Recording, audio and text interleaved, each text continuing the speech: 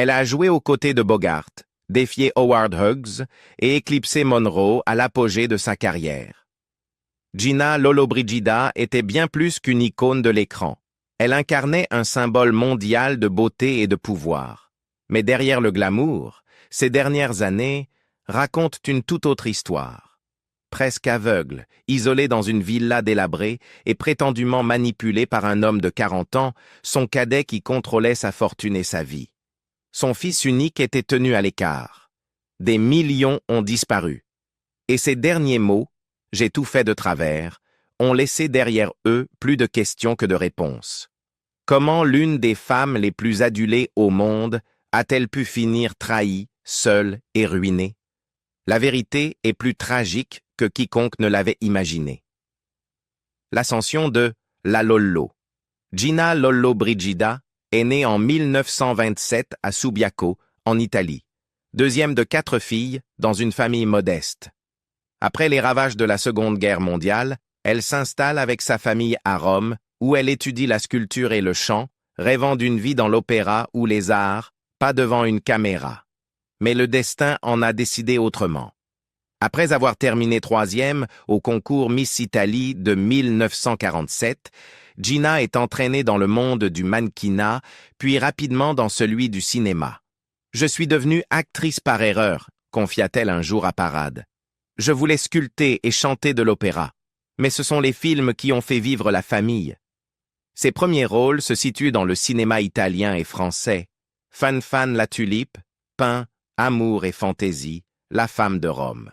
Mais c'est Beat the Devil de John Huston, aux côtés d'Humphrey Bogart, qui la propulse sur la scène internationale. Bogart lança alors cette célèbre boutade. Elle fait passer Marilyn Monroe pour Shirley Temple. Howard Hughes tenta de l'attirer à Hollywood, la bombardant de contrats, d'essais caméra et de propositions de mariage. Elle signa un contrat de 7 ans uniquement pour échapper à son emprise, se fermant ainsi l'accès aux studios américains pendant près d'une décennie. Hughes ne lui pardonna jamais et ne la laissa jamais vraiment partir. Au milieu des années 1950, Gina Lollobrigida était devenue le sex symbol par excellence de l'Europe. Elle joua dans Notre-Dame de Paris, Trapèze et Salomon et La Reine de Saba. Ce dernier film fut marqué par la tragédie. Son partenaire Tyrone Power s'effondra et mourut en plein tournage, obligeant Yul Brynner à le remplacer. Sa réputation mêlait élégance et autorité. Les réalisateurs la redoutaient, le public l'adorait. Elle était connue non seulement pour sa beauté, 91-156-89 cm à son apogée, mais aussi pour sa voix, son contrôle et son refus d'être façonnée. Dans La plus belle femme du monde, elle incarna la soprano Lina Cavalieri et chanta des airs d'opéra avec sa propre voix, formée au chant. Son apogée coïncida directement avec celle de Sophia Loren et leur rivalité devint l'un des récits médiatiques les plus durables du cinéma européen d'après-guerre. Cette querelle fut souvent alimentée par la presse italienne et internationale tout au long des années 1950 et 1960.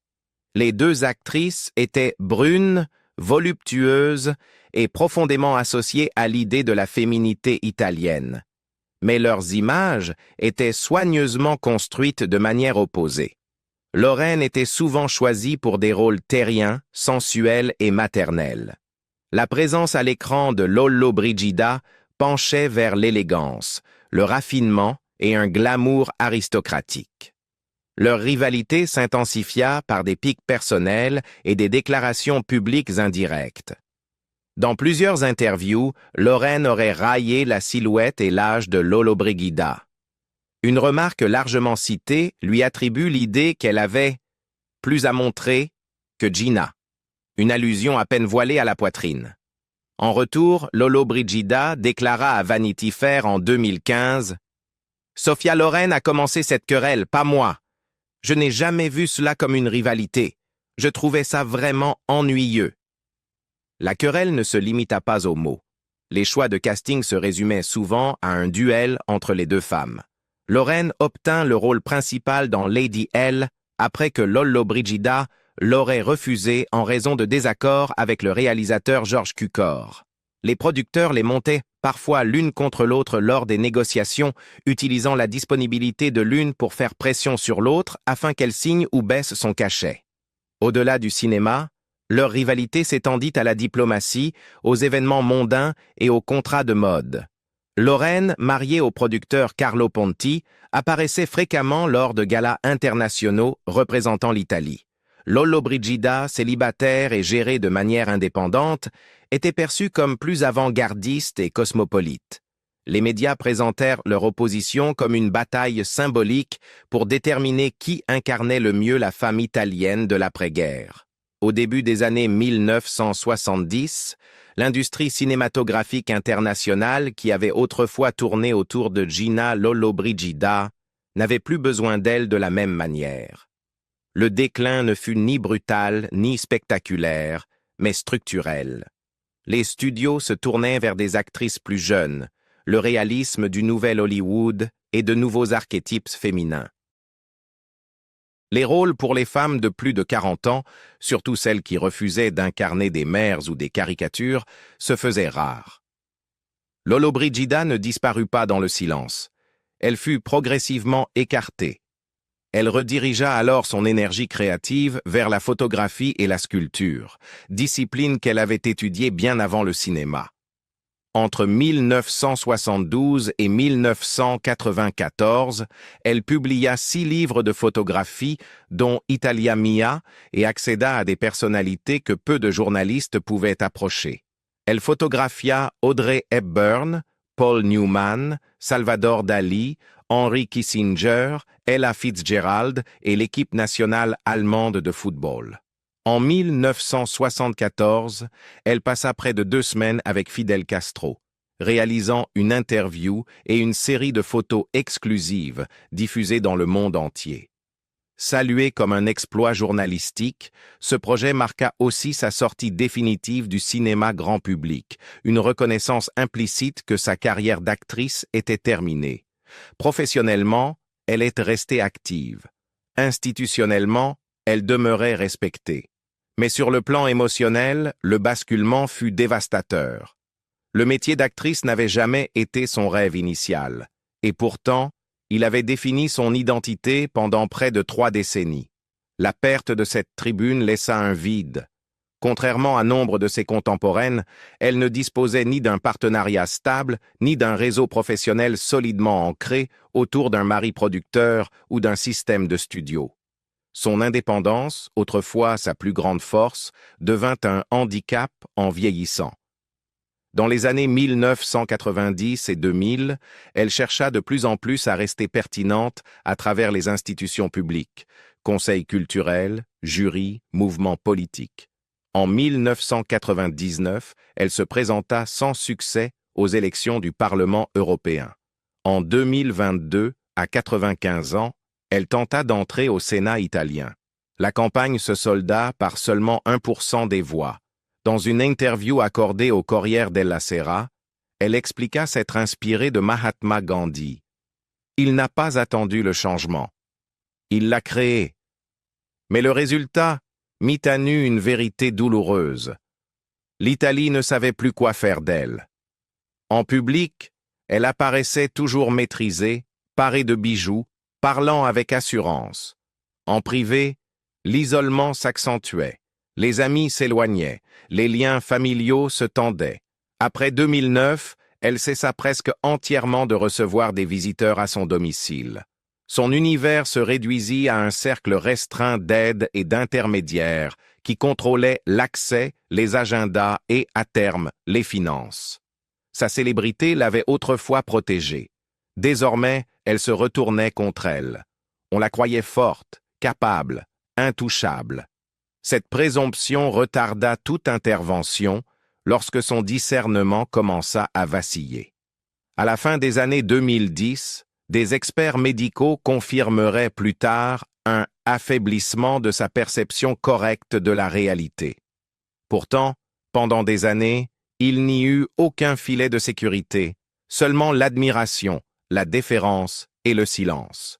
C'est là la véritable tragédie de la fin de vie de Gina Lollobrigida.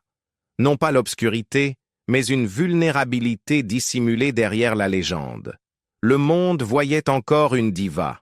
Ce qu'il ne voyait pas, c'était une femme vieillissant seule, de plus en plus dépendante, et devenant silencieusement une cible.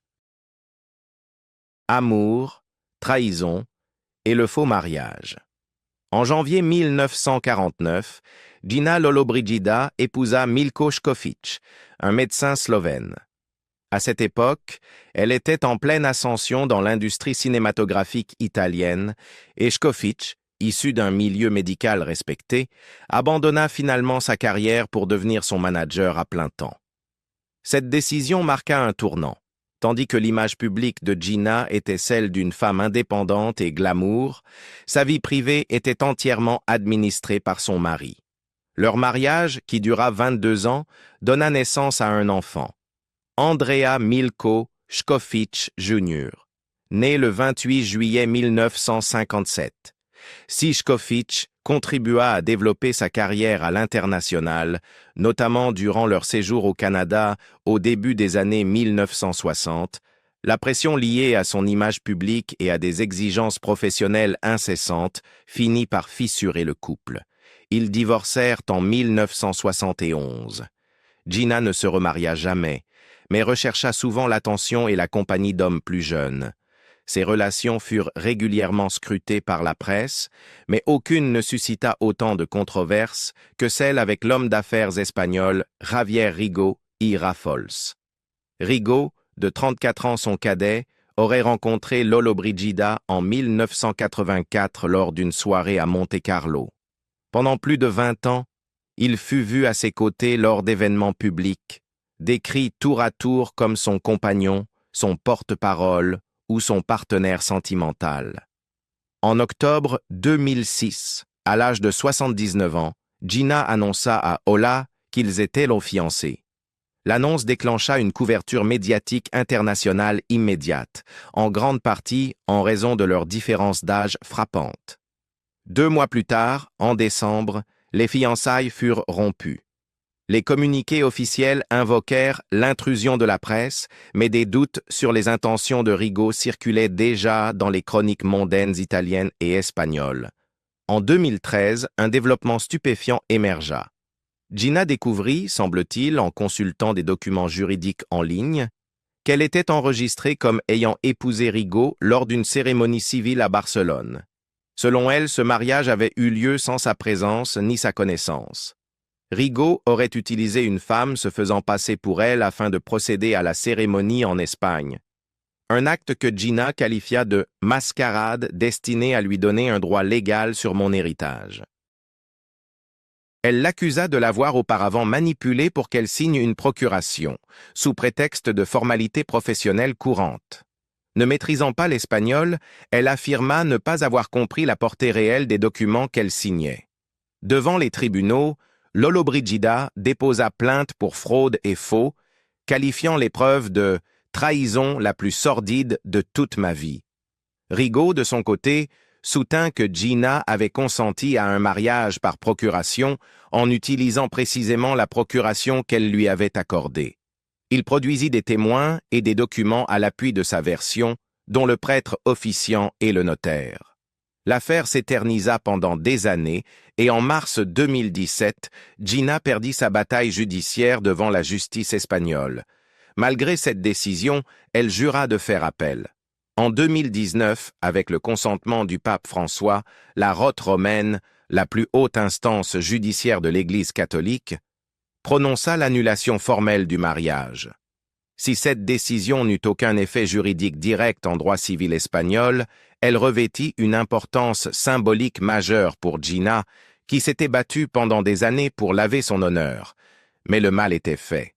L'humiliation publique, l'épuisement émotionnel et les conséquences financières étaient irréversibles.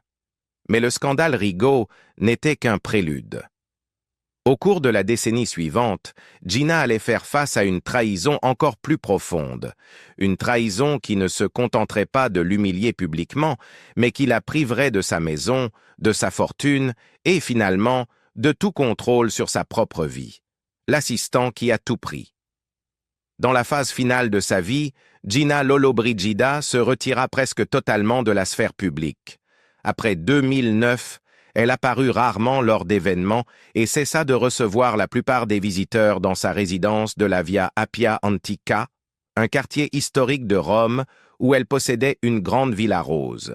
Les dossiers médicaux et les conclusions judiciaires ultérieures indiquent qu'à cette époque, elle souffrait d'une déficience visuelle sévère, d'une grande fragilité physique et d'un déclin mesurable de sa capacité à évaluer correctement les situations et les personnes qui l'entouraient. Bien qu'elle n'ait jamais été déclarée légalement incapable sur le plan mental, des experts décrivirent plus tard son état comme une situation de vulnérabilité objective et de perception affaiblie de la réalité. C'est dans ce contexte qu'Andrea Piazzolla entra dans sa vie en 2009, d'abord comme assistant personnel. Il avait plus de 40 ans de moins qu'elle et ne possédait aucune expérience préalable en gestion financière, en droit ou en administration patrimoniale. Pourtant, en quelques années, il devint son principal intermédiaire avec le monde extérieur. Des documents judiciaires montrent que Piazzolla assuma progressivement la responsabilité de l'agenda quotidien de Gina, de sa correspondance, de la gestion de ses propriétés et de ses opérations financières. Il obtint de larges procurations et eut accès à des comptes bancaires en Italie et à Monaco, ainsi qu'à des structures juridiques liées à ses biens immobiliers. À mesure que son influence grandissait, des employés de longue date, la gouvernante, le chauffeur, le jardinier, furent licenciés. Des membres de la famille et des amis proches rapportèrent qu'il devenait de plus en plus difficile de la contacter directement. Selon les témoignages, les appels téléphoniques étaient filtrés, les visites découragées ou bloquées, et l'on avançait systématiquement des explications selon lesquelles Gina se reposait, voyageait ou était indisponible. Les enquêteurs conclurent plus tard que ce schéma correspondait à une isolation délibérée, caractéristique fréquente des cas d'exploitation financière de personnes âgées. Son fils, Andrea Milkošković Jr., qui vécut un temps à proximité sur la même propriété, déclara que l'accès à sa mère lui fut finalement totalement interdit. Des barrières physiques furent mises en place, notamment des portails verrouillés séparant sa résidence de celle de Gina. Selon lui, il ne la vit plus en personne pendant environ 5 ans avant sa mort. Les tentatives d'intervention furent d'abord rejetées, en partie à cause de l'image publique de Gina comme femme forte et autonome, et parce qu'elle continuait elle-même à défendre publiquement Piazzolla. L'analyse financière menée durant l'enquête révéla des retraits importants et fréquents, des achats de luxe effectués au nom de Gina, ainsi que des transferts vers des comptes de tiers, notamment liés à la famille de Piazzolla. Ces opérations eurent lieu à des périodes où les évaluations médicales indiquaient déjà une capacité réduite à gérer de manière autonome des affaires financières complexes. Si l'ampleur exacte des pertes ne fut pleinement établie qu'après sa mort, les procureurs estimèrent par la suite que plusieurs millions d'euros avaient été détournés. Dans des entretiens accordés au Daily Mail, Milko décrivit la dynamique psychologique comme centrale dans cette exploitation. Elle aimait l'attention, dit-il. Il la lui donnait. C'est tout ce qu'il a fallu. Selon son récit, Piazzolla se présentait comme loyal, dévoué et indispensable, renforçant le besoin d'admiration et de validation émotionnelle de Gina à un moment où elle était de plus en plus isolée. Des experts juridiques témoignèrent plus tard que cette dépendance affective avait considérablement altéré sa capacité à reconnaître la manipulation. Entre 2013 et 2018, des millions d'euros disparurent de ses comptes. Les enquêteurs découvrirent par la suite des voitures de luxe, dont une Ferrari de 300 000 euros, achetées au nom de Gina puis revendues, les bénéfices étant détournés au profit de la famille de Piazzolla. Des experts désignés par le tribunal conclurent qu'elle n'était pas capable de gérer ses affaires financières, bien qu'elle fût techniquement considérée comme saine d'esprit. En 2020, un tribunal de Rome inculpa Piazzolla pour abus de faiblesse d'une personne incapable. Il fut accusé d'avoir exploité la confiance de Gina et l'absence de contrôle pour détourner ce qui restait de son empire. Il vivait dans sa maison, tandis qu'elle dormait sur un canapé au rez-de-chaussée. Sa villa rose, autrefois vivante et animée, fut décrite comme moisie, sale et négligée à l'arrivée des enquêteurs. Ses bijoux avaient disparu, ses tableaux, sculptures et appareils photos, manquants ou vendus. Malgré les accusations, Gina resta fidèle à Piazzolla jusqu'à la fin. Elle l'inscrivit dans son testament, le nommant héritier aux côtés de son fils. Elle le décrivait publiquement comme étant comme un fils et affirmait que Milko, qu'elle avait autrefois profondément aimé, était revenu non par affection, mais pour voler sa fortune. En 2017, elle rédigea un Nouveau Testament, ignorant qu'une grande partie de ce qu'elle souhaitait transmettre n'existait déjà plus. Elle s'éteignit le 16 janvier 2023 dans une clinique privée de Rome, à l'âge de 95 ans. Ces derniers jours furent marqués par le silence, la confusion et la sédation. Elle alternait entre des moments de conscience et d'inconscience, et ce ne fut qu'à l'approche de la fin que son fils fut autorisé à la revoir. Lui tenant la main, il l'entendit murmurer une dernière confession, déchirante. « J'ai tout fait de travers. » La maison qu'elle laissa derrière elle était méconnaissable. Lorsque Milko revint chercher une robe pour l'enterrement, il découvrit une demeure en désordre. La moisissure avait envahi certaines parties. L'atelier où elle avait autrefois sculpté était vide. La table où elle dessinait avait été débarrassée. Un vieux appareil photo numérique subsistait, simple vestige de la vie qu'elle avait jadis vécue avec une telle intensité. Piazzolla a été condamné en novembre 2023 à 3 ans de prison pour détournement de fonds. Il demeure toutefois libre dans l'attente de son appel et fait encore face à des accusations supplémentaires de fraude et de blanchiment d'argent. Milko a exprimé à la fois sa dévastation et sa détermination. S'il envisage de contester le testament, son objectif principal n'est pas la victoire juridique, mais la réparation. Il projette de créer une fondation au nom de Gina Lollobrigida afin de soutenir de jeunes artistes dans les disciplines qu'elle chérissait, le cinéma, la sculpture et la photographie. Mais ce qui le hante le plus n'est pas l'argent, ce sont les années perdues. Les années durant lesquelles sa mère a cru au mensonge d'un homme plus jeune qui a manipulé son besoin d'admiration et sa confiance. Les années où son génie et sa créativité ont été étouffés, où sa liberté a été restreinte et où sa dignité s'est lentement érodée à huis clos. La tragédie ne réside pas seulement dans le fait que Gina Lollobrigida soit morte avec si peu de sa fortune intacte. Elle tient surtout au fait que le monde, son pays et même sa propre famille ont compris trop tard que l'icône était devenue isolée, vulnérable et trompée. L'éclat de son héritage demeure, mais il subsiste aussi cette question douloureuse. Comment une femme aussi vénérée, aussi accomplie, a-t-elle pu être abandonnée si silencieusement à l'heure de sa fin?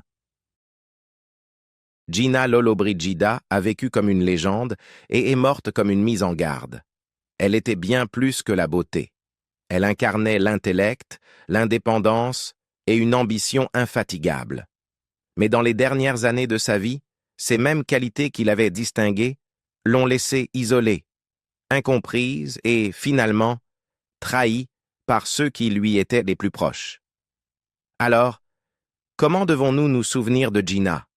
Comme la femme qui a illuminé l'écran d'argent, ou comme l'icône vieillissante trahie par les personnes et les systèmes qui auraient dû la protéger?